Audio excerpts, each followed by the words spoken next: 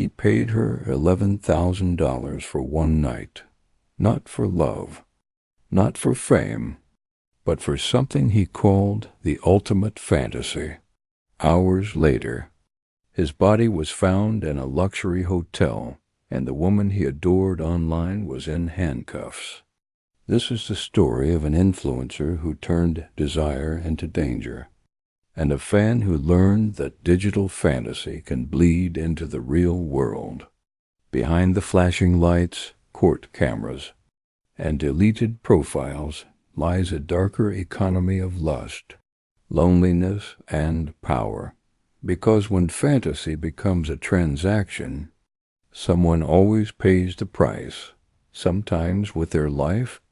It started with a message, 6 words glowing on her phone screen. How much for something unforgettable?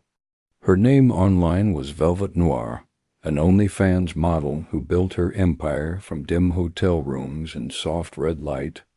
She wasn't famous, not in the celebrity sense, but among her clients she was mythology, a fantasy that felt real enough to ruin you. He was one of those clients, mid-40s, corporate type, face clean-shaven but eyes tired.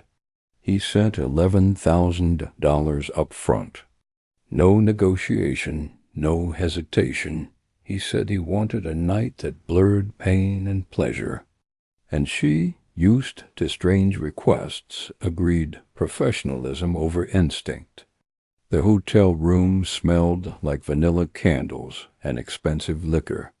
A camera was set up on the dresser for artistic memory, he said. Outside, the city slept. Inside, something dark awoke at 3:14 a.m. Neighbors reported screams, not sharp or panicked, but guttural. By sunrise, police entered room 509. He was face down on the carpet, wrists marked, pulse gone. She sat on the edge of the bed, shaking, whispering. It was part of the act. He said harder. The officers found silk rope, cuffs, champagne, and a contract written in her handwriting. All acts are consensual and compensated. The detectives called it a scene of intimacy turned fatal. Social media called it murder for profit. But behind the headlines and hashtags was a quieter truth. 2 strangers met for control, and neither walked away untouched.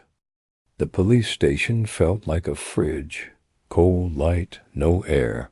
She sat at the metal table, eyes fixed on the scratches carved into its surface. Every scratch was a story. Someone's lie, someone's last defense. Now it was her turn. Across from her, Detective Ramos folded his hands. He didn't raise his voice. He didn't have to. The man's dead, he said, and you're the only one who was there. Her lips trembled before she spoke. He asked me to do it, everything. He wanted control. Then he wanted to lose it. Her voice cracked halfway through. The room was silent except for the low hum of the AC. Ramos slid a photo across the table. The hotel room. The ropes, the spilled champagne. She didn't flinch, just stared, then whispered it wasn't supposed to end. Outside the glass, 2 officers whispered. One said she looked guilty. The other said she looked haunted. Maybe they were both right. She looked up suddenly. Eyes sharp now, voice steady. Do you know what people pay for? She asked. They don't pay for pleasure. They pay for pain that someone else controls. The detective leaned back. Studying her, some part of him wanted to hate her. Another part felt sorry for both of them. He'd seen too many cases like this. Loneliness dressed in silk, ending in blood and flash photography.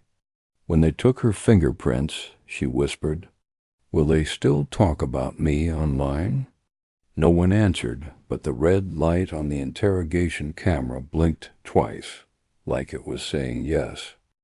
Before the headlines, before the mugshot, she was just Velvet Noir, a username, a camera, and 1,000 men who thought they knew her.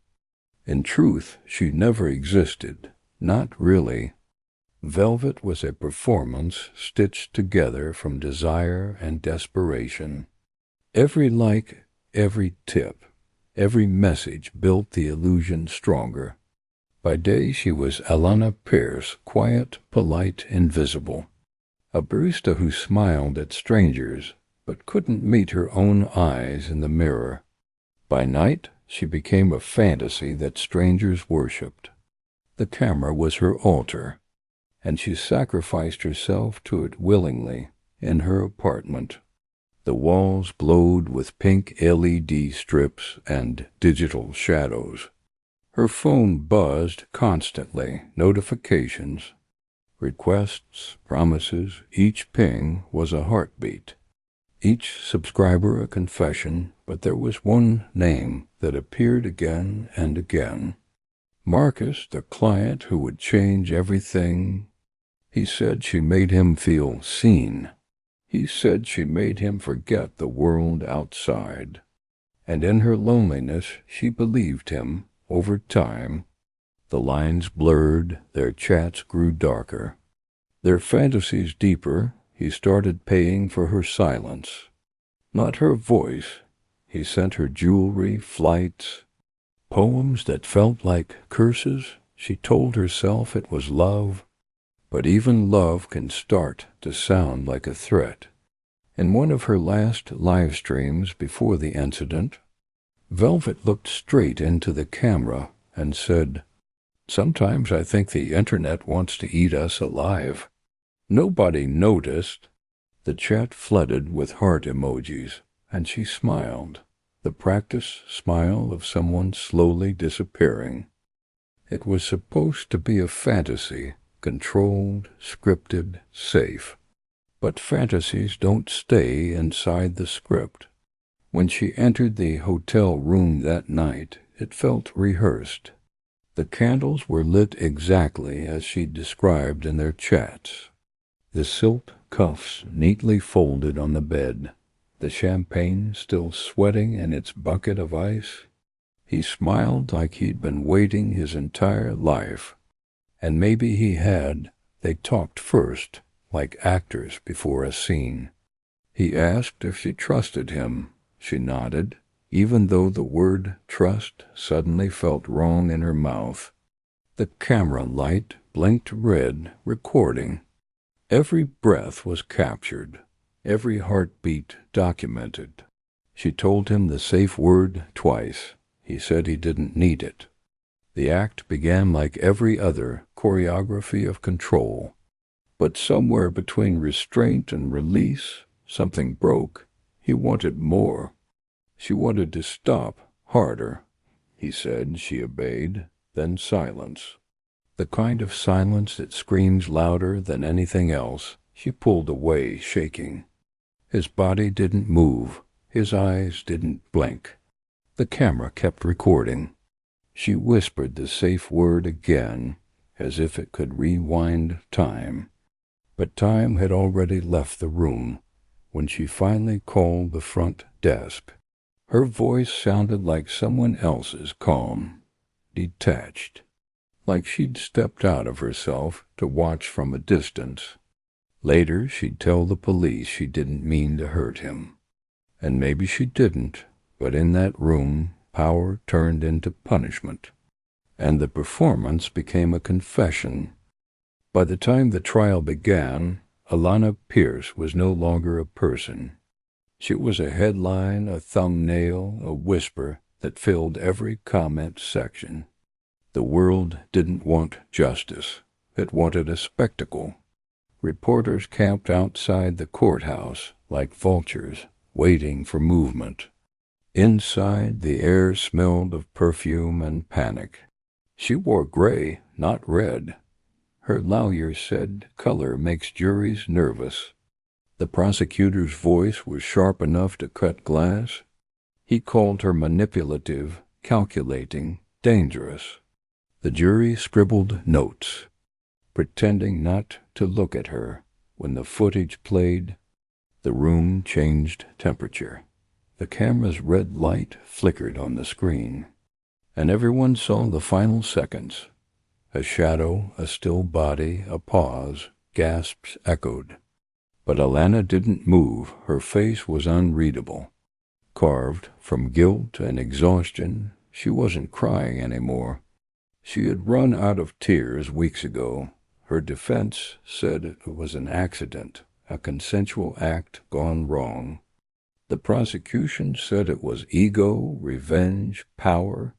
Both sides were probably right. In the gallery, a group of men watched with fascination. The same way they once watched her live streams, maybe they missed the fantasy. Maybe they just wanted to see her punished for it. When she finally spoke, the room held its breath. "I never meant for anyone to die," she said softly. "But I think the internet already killed me first." Silence, then flashes. Hundreds of cameras capturing her like prey. Outside, hashtags began to trend. Hashtag justice for Marcus, hashtag Velvet Noir trial, hashtag 11K confession, and somewhere in the chaos, a red notification light blinked again. Another follower. Another view. Another tragedy going viral. Months after the verdict, the world had already moved on. But the internet never really forgets. It just archives pain under new hashtags. Clips of Alana's trial live on in reaction videos. Her voice, her tears, her silence re-edited with lo-fi beats and commentary overlays. She became a cautionary tale told by strangers chasing clicks. Some say she's a monster. Others say she's a mirror. Both are probably right. A documentary drops on a streaming service. Her face glows across thumbnails again.